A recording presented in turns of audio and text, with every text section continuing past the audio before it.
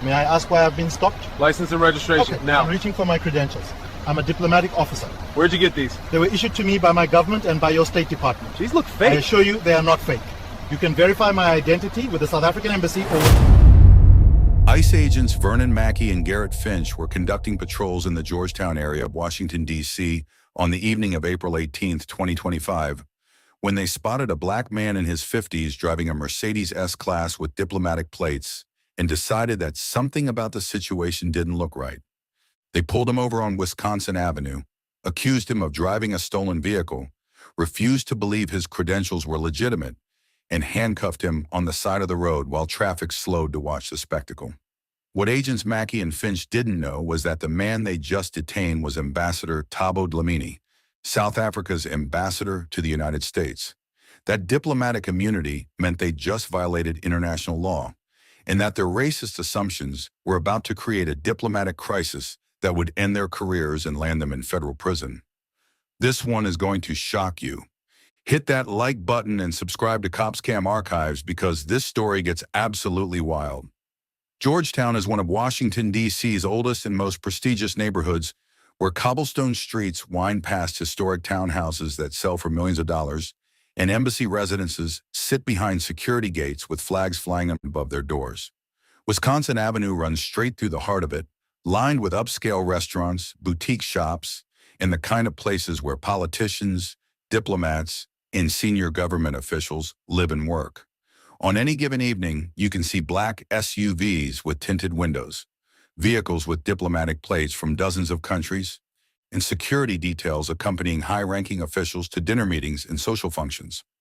Ambassador Thabo Dlamini had lived in Georgetown for 3 years, in a residence owned by the South African government on 31st Street Northwest, a beautiful federal-style townhouse that had housed South African diplomatic personnel since the 1990s. He was 57 years old, a career diplomat who'd served his country for over 30 years in various capacities across 4 continents. He'd been South Africa's ambassador to the United States since 2022, appointed after serving as Deputy Minister of International Relations. He was respected in Washington's diplomatic community, known for his intelligence, his calm demeanor, and his ability to navigate complex negotiations between governments. On the evening of April 18, he was driving home from a reception at the Kenyan Embassy on R Street, about a 15-minute drive through Georgetown's quiet residential streets. He was alone in his vehicle, a black Mercedes S-Class that belonged to the South African Embassy's fleet. The car had distinctive diplomatic license plates with the letter D and a number indicating his status as an ambassador. These plates were issued by the U.S. State Department and immediately identified the vehicle as belonging to diplomatic personnel with special protections under international law. He was wearing a dark suit with a burgundy tie, the formal attire he'd worn to the reception, and he was thinking about the conversation he'd had with the Kenyan ambassador about a joint initiative on climate policy when he noticed the unmarked SUV behind him with flashing lights in the grille. Thabo frowned slightly and checked his speedometer. He'd been going maybe 30 miles an hour on Wisconsin Avenue, well within the limit. He looked at his diplomatic plates in the rearview mirror, wondering if perhaps there was some emergency and the vehicle needed to pass him. But the SUV stayed directly behind him, lights flashing, clearly signaling him to pull over. He put on his turn signal and pulled to the curb near the intersection of Wisconsin and R Street, in front of a restaurant where people were dining on an outdoor patio. He put the car in park, kept his hands visible on the steering wheel, and waited. 2 men got out of the SUV wearing tactical vests with ICE printed across the front in large white letters. Immigration and Customs Enforcement. Thabo's confusion deepened. ICE didn't typically conduct traffic stops, and they certainly didn't stop diplomatic vehicles. There were protocols for interacting with diplomatic personnel, channels that went through the State Department's Office of Foreign Missions. The first agent who approached was white, maybe 40 years old, with a military-style haircut and the build of someone who spent a lot of time in the gym. His name tag read Mackey. The second agent hung back near the passenger side of the Mercedes, younger, thinner, his name tag showing Finch. Both had their hands near their weapons. Thabo rolled down his window and greeted them in the calm, professional tone he'd used in 1,000 diplomatic meetings. "Good evening, officers. Is there a problem?" "License and registration," Mackey said. No greeting, no explanation. May I ask why I've been stopped? Thabo asked politely. His accent was distinctly South African, the result of growing up in Johannesburg and spending most of his life in his home country before his diplomatic postings abroad. License and registration, Mackie repeated, his voice harder. Thabo reached slowly for his suit jacket's inside pocket, moving carefully and keeping his movements visible. I'm reaching for my credentials. I'm a diplomatic officer. He pulled out a leather credential case and handed it through the window. Inside were his diplomatic passport, his official identification card from the South African Embassy, and his diplomatic credentials issued by the U.S. State Department identifying him as Ambassador Extraordinary and Plenipotentiary of the Republic of South Africa. Mackie took the case and flipped it open. He looked at the documents for maybe 3 seconds, then looked at Thabo, then back at the documents. His expression didn't change. Where'd you get these? Mackie asked. Thabo blinked, not sure he'd heard correctly. I'm sorry? These documents, where'd you get them? They were issued to me by my government and by your State Department, Thabo said carefully. I am the South African ambassador to the United States. Those are my official credentials. Mackie handed the case to Finch, who'd moved closer to look. Finch studied the documents with a skeptical expression. These look fake, Finch said. Thabo felt the first real flutter of concern. I assure you they are not fake. You can verify my identity with the South African Embassy or with the State Department's Office of Foreign Missions. The number's on the credential card. Where'd you get this car? Mackie asked, looking at the Mercedes like it was evidence of a crime. It belongs to the South African Embassy, Thabo said, as you can see from the diplomatic plates. Diplomatic plates can be stolen, Mackie said, or faked. Thabo stared at him, trying to understand what was happening. Officer, I don't know what you think is occurring here, but I am a credentialed diplomat. I have full diplomatic immunity. You can verify everything I'm telling you with one phone call. Step out of the vehicle, Mackie said. I would prefer not to, Thabo said, keeping his voice calm but firm. As a diplomat, I am not subject to detention or search under the Vienna Convention on Diplomatic Relations. If there is some issue that needs to be addressed, it should go through proper diplomatic channels. Step out of the vehicle right now, Mackie said, his hand moving to his weapon, or I will remove you from it. Thabo looked at both agents, saw the hardness in their faces, the suspicion in their eyes, and understood with a sinking feeling exactly what was happening. They saw a black man with an accent in an expensive car, and their prejudices wouldn't let them see anything else. He opened the door slowly and stepped out, his hands visible. I am requesting that you contact the State Department immediately. What you are doing is a violation of international law. Turn around, Mackie said. Hands behind your back. You cannot arrest me, Thabo said, his voice still controlled but with steel underneath. I have diplomatic immunity. Turn around, Mackie repeated. Thabo turned around, and Mackie pulled his arms behind his back and snapped handcuffs on his wrists. Before we go further, what city or country are you watching from? Drop it in the comments. We love seeing where you're tuning in from. If you believe that diplomatic immunity exists for a reason and no badge gives anyone the right to violate international law, then hit that like and subscribe button and join the Cops Cam Archives family. The handcuffs were tight around Thabo's wrists, metal cutting into his skin through the sleeves of his expensive suit. He stood on the sidewalk on Wisconsin Avenue with his hands restrained behind his back, while people at the restaurant patio 30 feet away stared and pulled out their phones to record. Traffic was slowing down as drivers tried to see what was happening. A diplomat being detained by federal agents wasn't something you saw every day in Georgetown, even in a neighborhood full of embassies and diplomatic residences. This is a violation of the Vienna Convention, Thabo said calmly, looking at Mackie. You are creating an international incident. What I'm doing is my job, Mackie said. He walked around the Mercedes, looking through the windows, checking the diplomatic plates like he was searching for evidence they were fake. Finch was going through Thabo's credentials again, holding them under the streetlight, studying the seals and signatures like he was some kind of document expert. These could be forged, high-quality fakes. They are not forged, Thabo said, his patience starting to strain. Call the State Department. Call the South African Embassy. The embassy is less than 2 miles from here on Massachusetts Avenue. Someone can be here in 5 minutes to verify who I am." "We don't need to verify anything," Mackey said, coming back around to face Thabo. "We've got a suspected stolen vehicle, forged diplomatic credentials, and a foreign national who can't prove his legal status." "I am an ambassador," Thabo said, his voice rising slightly despite his efforts to stay calm. "I have proven my legal status. I have shown you credentials that identify me as a diplomat with full immunity. What you are doing right now is illegal under both U.S. law and international law." "Where are you really from?" Mackey asked, stepping closer and looking at Thabo like he was interrogating a suspect. "I am from South Africa," Thabo said, "as my credentials clearly state, as my diplomatic passport clearly shows, as the plates on that vehicle clearly indicate." "How'd you get into the United States?" Finch asked. Thabo turned to look at him, his expression showing disbelief at the question. "I flew here on a diplomatic visa 3 years ago when I was appointed ambassador. All of this is documented with your State Department." "You got documentation proving you're here legally?" Mackey asked.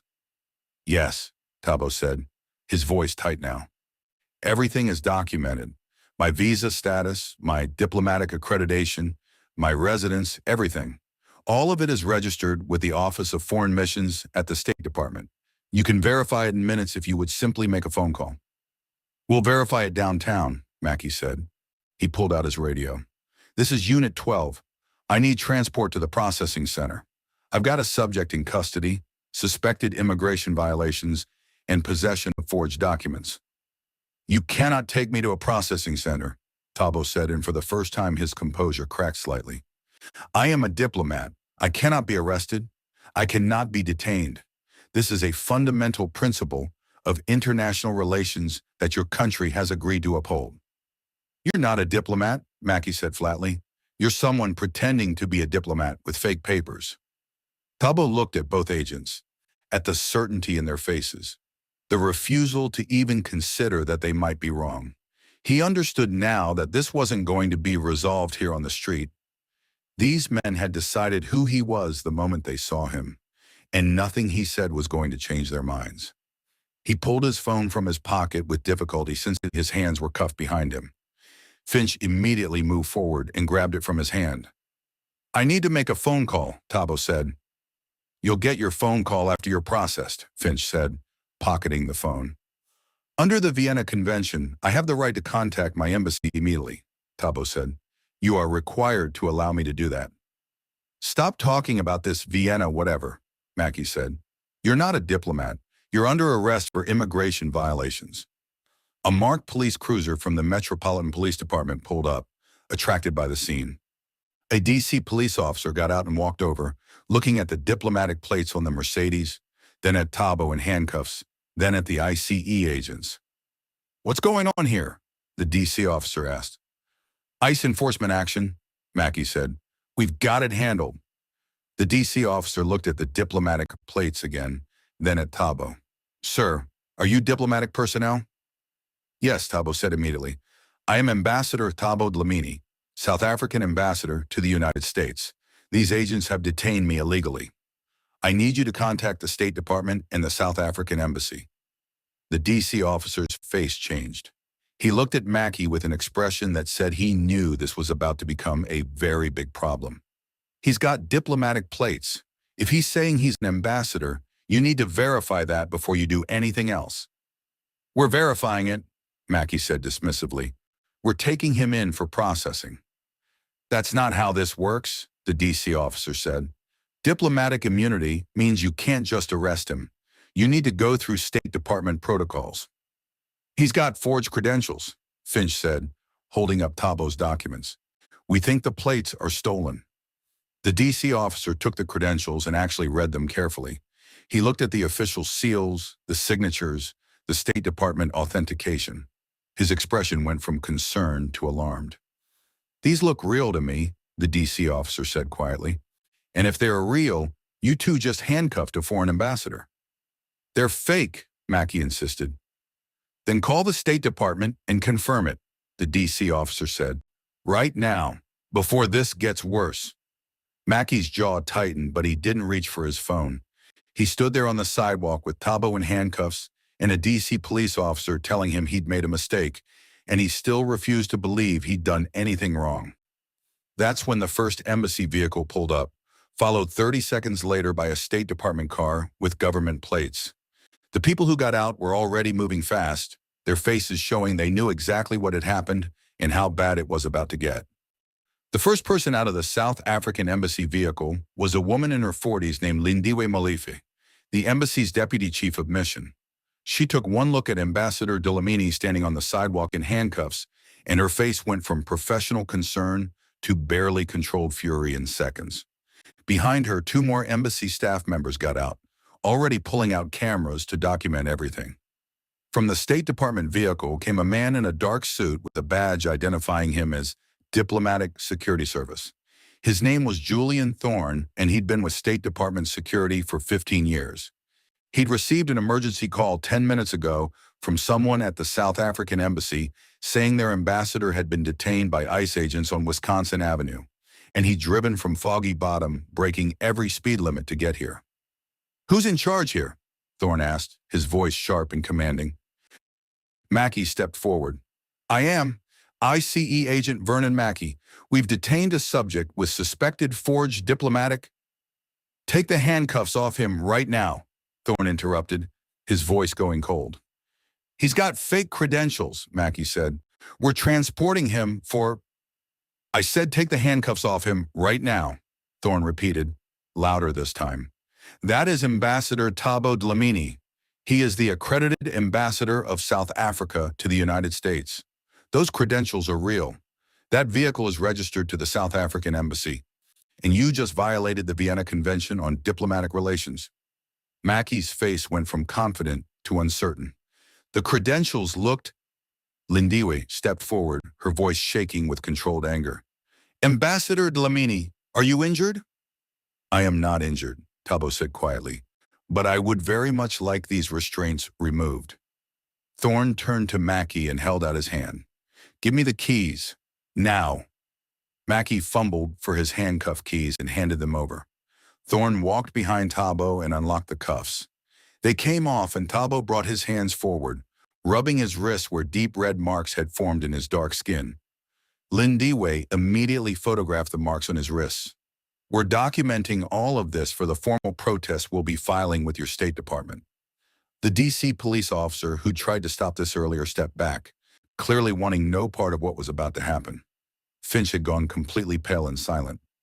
Mackey stood there looking at Tabo, at the embassy staff, at the State Department official, and you could see the realization hitting him in waves.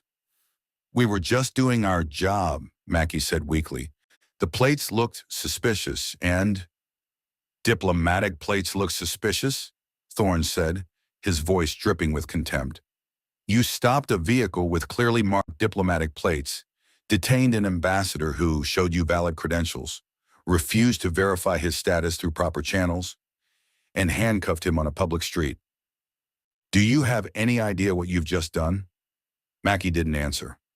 Lindiwe was on her phone, speaking rapidly. "Yes, Minister. He's here. He's safe. They handcuffed him on Wisconsin Avenue in full public view." She listened for a moment. "Yes, we're documenting everything. The State Department is here now." She looked at Mackey with absolute ice in her eyes. "The foreign minister wants to know the names of the agents involved." "Vernon Mackey and Garrett Finch," Thorne said, pulling out his own phone and photographing both agents' name tags and badge numbers. "Both ICE. I'm filing my report tonight." Tabo finally spoke, his voice quiet, but carrying absolute authority. "Gentlemen, what you did tonight was not a simple mistake. You stopped a diplomatic vehicle. You detained an accredited ambassador. You violated international law that has been in place for over 60 years. And you did it because you saw a black man in an expensive car and could not imagine that he belonged there." "That's not—" Mackey started. "Do not insult me further by denying it," Tabo said, his voice going colder. "I showed you my credentials. I told you who I was. I asked you multiple times to verify my identity through proper channels. You refused every single time. You decided I was a criminal before you even approached my vehicle. A news van pulled up, having heard the scanner traffic about a diplomatic incident in Georgetown. A reporter and cameraman got out and started filming. This was about to be on the evening news. Thorne turned to both ICE agents. You're both done, not suspended. Done. State Department will be filing a formal complaint with DHS. The South African government will be filing a diplomatic protest. And I personally will be recommending federal charges for violation of laws protecting diplomatic personnel. Mackey looked at Finch, who looked like he might be sick. Neither of them said anything. Thabo walked to his Mercedes, retrieved his phone from Finch without asking permission, and got in the driver's seat. Lindewe leaned in through the window. Ambassador, we should take you to the embassy. You shouldn't be driving after this. I am fine, Thabo said quietly. I will see you at the embassy in the morning to discuss the formal response. He started the car and drove away, leaving the two ICE agents standing on Wisconsin Avenue with their careers ending in real time. Vernon Mackey and Garrett Finch were placed on immediate administrative leave before they even made it back to their office that night. By the time they pulled into the Icefield office parking lot, their supervisor had already received calls from 3 different agencies telling him what his agents had done. They were escorted to separate rooms, their badges and weapons were confiscated, and they were told to go home and wait for further instructions. The diplomatic fallout began within hours. The South African embassy filed a formal diplomatic protest with the U.S. State Department at 8 o'clock that evening. The protest detailed every aspect of the incident: the unlawful traffic stop, the detention of Ambassador Dlamini, the refusal to verify his diplomatic status, the handcuffing, and the public humiliation. The document was delivered simultaneously to the Secretary of State and to the South African Foreign Minister in Pretoria. By morning, the story was international news. South African media covered it extensively, with headlines like SA Ambassador handcuffed by U.S. agents in racist incident and diplomatic immunity violated in Washington. The footage recorded by witnesses on Wisconsin Avenue showed everything. A distinguished diplomat in a suit standing in handcuffs while ICE agents refused to verify his credentials. The video went viral, viewed millions of times within 24 hours. The U.S. State Department was forced to issue a formal apology to South Africa. Secretary of State personally called the South African Foreign Minister to express regret for the incident and assure him that it was being taken seriously at the highest levels. But an apology wasn't enough. The South African government wanted accountability. The Department of Homeland Security Inspector General opened an investigation.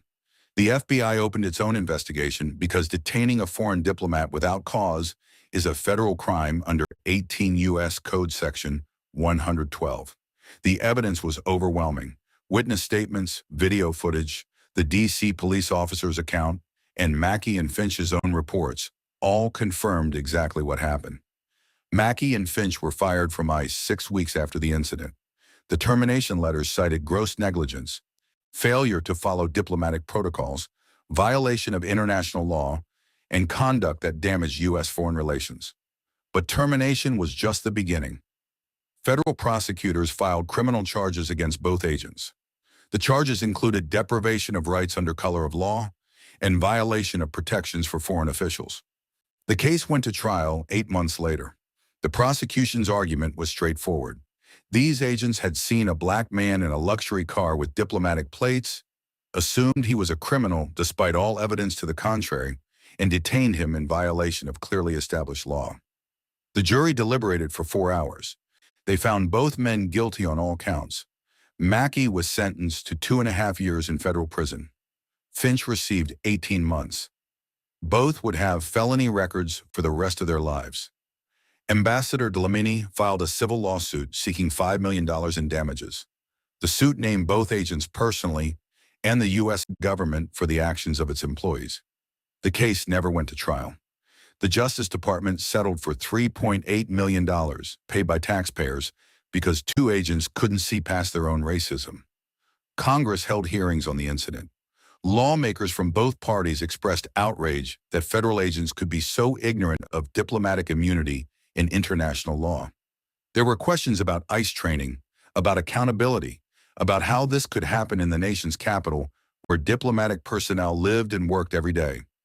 ICE was forced to implement sweeping changes, mandatory training on diplomatic immunity and the Vienna Convention, new protocols requiring supervisory approval before any interaction with diplomatic personnel, a direct hotline to the State Department's Office of Foreign Missions for immediate verification, body cameras that couldn't be turned off during any law enforcement interaction. The incident became a case study in diplomatic training programs worldwide. It was taught in law schools as an example of what happens when law enforcement violates international law. It appeared in every ICE training manual under the heading, Critical Failures in Diplomatic Protocol. Ambassador Dlamini continued his work representing South Africa in Washington. He met with senators, attended state functions, negotiated agreements between governments, all while carrying the memory of standing in handcuffs on a Georgetown street while strangers recorded his humiliation. He used the incident to speak publicly about racial profiling, about how prejudice doesn't see titles or credentials, only skin color. Vernon Mackey served his full sentence in a federal correctional facility in West Virginia. When he was released, he was 43 years old with a felony conviction and no prospects. He couldn't work in law enforcement. He couldn't work for the government. His name was permanently associated with the diplomatic incident that made international headlines. He worked at a gas station in Maryland making minimum wage. A cautionary tale about what happens when racism meets international law. The Mercedes that Mackey had assumed was stolen still sits in the South African embassy's fleet. Ambassador Dlamini still drives it occasionally, though now he keeps copies of every piece of diplomatic documentation in the glove box, in the center console, and photographed on his phone. Not because he thinks it will prevent another incident, but because he learned that even being an ambassador isn't protection when someone looks at you and sees only what their prejudices tell them to see. The red marks on his wrists faded after a few days. The violation of being treated like a criminal in the country where he served as his nation's highest representative took much longer to heal. When racism wears a badge and violates international law, the consequences have to be severe. If this story showed you why diplomatic immunity exists and why respecting it matters, share it. Hit subscribe on Cops Cam Archives because we're bringing you stories where accountability actually happens, one case at a time.